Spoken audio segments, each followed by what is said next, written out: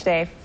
And Senator Mark Warner is on a 3-day tour of Southwest Virginia. He's made time for us to be in our studio this afternoon. Thanks so much for being here. Thanks for having me, Julie. What brings you to the area? Well, I'm down announcing $800,000 grant for Southwest Virginia to continue to promote tourism, arts, culture, outdoor recreation. And I got to tell you, I'm down for the race. Yay, we're glad to have you. Listen, let me turn to the presidential election while you're here. Traditionally, we have been a red state, but 4 years ago, Virginia voted for Obama. Is this state really up for grabs this year? I think the state is up for grabs. I think it's going to be very close. I know the president's got some real problems in Southwest Virginia. He's doing better in Eastern Virginia and Northern Virginia.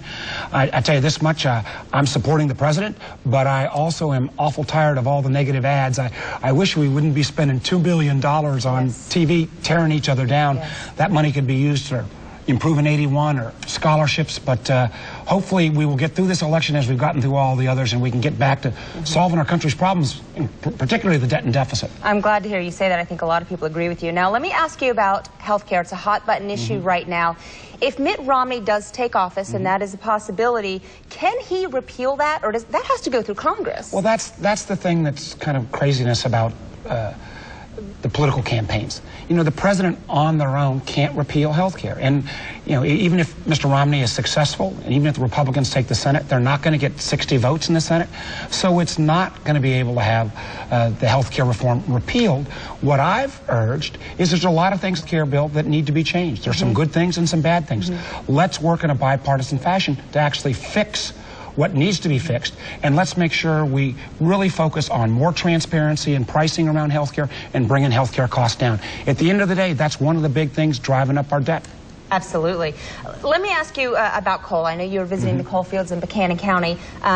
With Obama and the EPA accused of wanting to shut down some of the plants, he's a Democrat, you're a Democrat. What's your position on this? Well, my position is that coal has to be part of our energy mix. I actually voted against some of the EPA regulations. I thought they went too far. I do think we need a full energy portfolio: coal, natural gas, oil, nuclear, solar, wind, all of the things, because it makes no sense for us to continue to spend billions of dollars buying oil from countries that don't like us.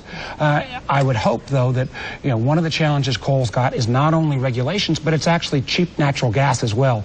And my hope is that we also look at some of the challenges around natural gas as well, so that we don't end up simply transferring from one source of dependency to another. Right. Let me ask you this. We have a big concern for all of us concerning Medicare, but I think particularly our older generation is worried about how long it's going to be around. Is privatizing it a good option? Well, I don't think we ought to privatize Medicare. I think we need to maintain the promise of Medicare. But there are going to have to be some changes in it.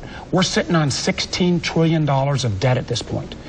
Unless we get our country's balance sheets fixed, we're going to be really up the creek. And there's not going to be a Democrat-only answer or a Republican-only answer. We're going to have to raise some more revenues. We're going to have to change our entitlement programs like Medicare and Social Security to make sure that when you get to the age of Medicare and Social Security, it's going to be there. And that's going to require a bipartisan action. I've been working actually with both Tennessee senators, both Republicans, on a $4 trillion debt reduction plan that would have tax reform, entitlement reform.